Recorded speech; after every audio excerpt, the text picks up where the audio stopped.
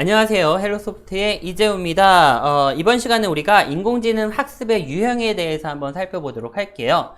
우리 헬로소프트에 제공하는 인공지능 스크래치 과정 활동지를 살펴보면 그 안에 뭐 지도학습이니 또는 강화학습이니 이런 단어들이 보이는데 이게 뭔지 쉽게 좀 알려드리고자 합니다.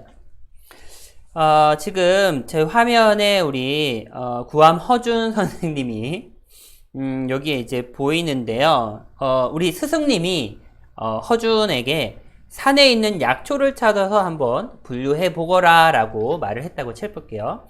자, 그러면 이제 허준이 산에 가서 약초를 캐와서 분류를 해야 됩니다. 이때 지도학습 같은 경우에는 어떻게 하냐, 뭐라고 얘기하냐, 여기 약초 도감을 주면서 여기 있는 약초 도감을 충분히 익힌 후에 약초를 분류하거라 라고 하는 것과 똑같아요. 그러니까 스승님이 이 갈 길을 이미 교과서를 주는 거죠. 제시해 주는 거예요.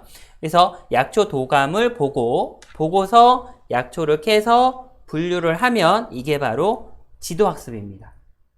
무언가를 미리 정답을 알려주고 나서 그리고 나서 분류를 해보라 하는 거죠. 반대로 비지도학습은 뭐냐면 스승님이 일단 네가 네 나름대로 그냥 약초를 분류해봐 이렇게 얘기를 하는 거예요. 그냥 너가 알아서 분류해봐라. 그러죠. 그러면 본인은 뭐 아무것도 모르지만 그래도 분류하라니까 하는 거예요. 그래서 뭐 색깔을 가지고 구분할 수도 있고요. 뿌리의 모양이라든가 잎의 모양이라든가 이런 걸 가지고 약초를 분류할 수가 있겠죠. 이거는 이제 정답을 모르는 상태에서 나름대로 분류를 해본다 하는 게 바로 비지도 학습입니다.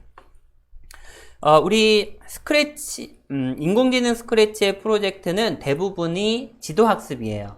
지도학습. 그리고 비지도학습은 언제 쓰이냐면 정답이 없는 문제가 있어요. 예를 들면 우리 넷플릭스나 어떤 쇼핑몰에 보면 사용자의 어떤 구매 패턴에 따라서 새로운 상품을 추천해 줄 수가 있습니다. 근데 이 사람이 이미 구매한 상품을 추천해 줄 수는 없잖아요. 그래서 인공지능 모델이 어떻게 하냐면 나와 비슷한 물건을 산 사람이 다른 물건을 샀다라면 이 사람과 그 사람이 나랑 취향이 비슷하다고 생각하고 그 사람이 샀던 새로운 물건을 저한테 추천을 해주는 거예요. 그러면 이거는 어떤 미리 정답을 알 수 있는 문제가 아닙니다. 그래서 이런 경우에 비지도 학습을 사용을 한다라고 보시면 되겠어요. 자, 마지막으로 강화학습이라고 있는데요. 강화학습은 지도학습이나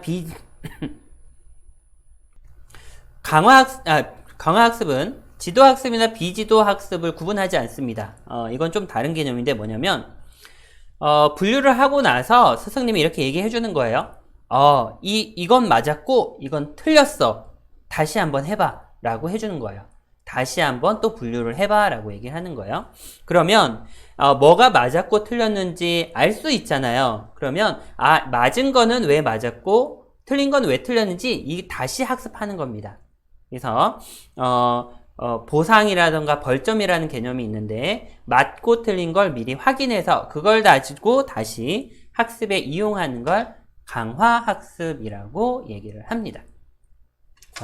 이번 시간에는 우리 인공지능의 학습의 유형 3가지 한번 알아봤습니다. 바로 지도학습과 비지도학습 그리고 강화학습까지 한번 살펴봤습니다. 감사합니다.